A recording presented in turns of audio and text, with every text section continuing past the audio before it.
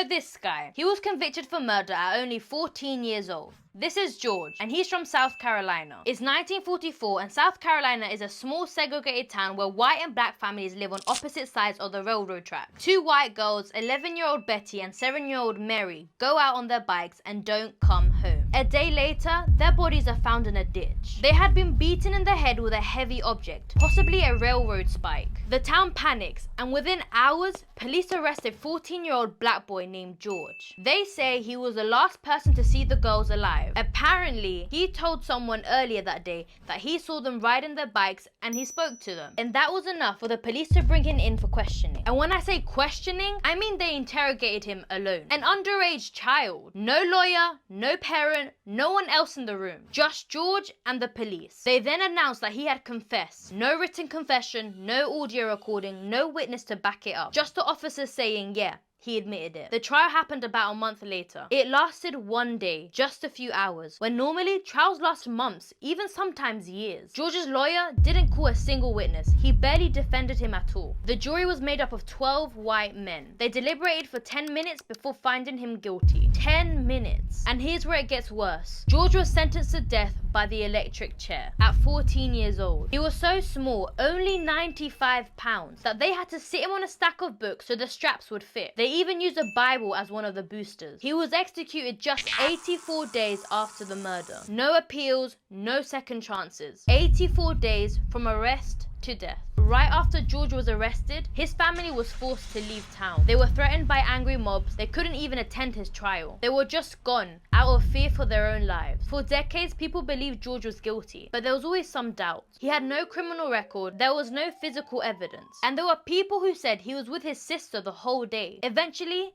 his story started gaining attention online through civil rights groups. In 2014, 70 years after the execution, a South Carolina judge re-examined the case. The judge ruled that George never had a fair trial, that his confession was likely coerced, and that his rights were violated from the moment he was arrested. His conviction was overturned. George was innocent. He was executed for a crime he didn't commit, just because of the color of his skin and the fear of a town looking for someone to blame. This case wasn't just about a broken system. It was about a system that was never designed to protect him in the first place. And that's what makes it one of the most heartbreaking and outrageous cases in American history. Because justice delayed is still injustice. And for George, justice came 70 years too late. If you thought this was disturbing, it should be. Share it, talk about it, don't forget it. Because there are still millions of cases where justice has not been served.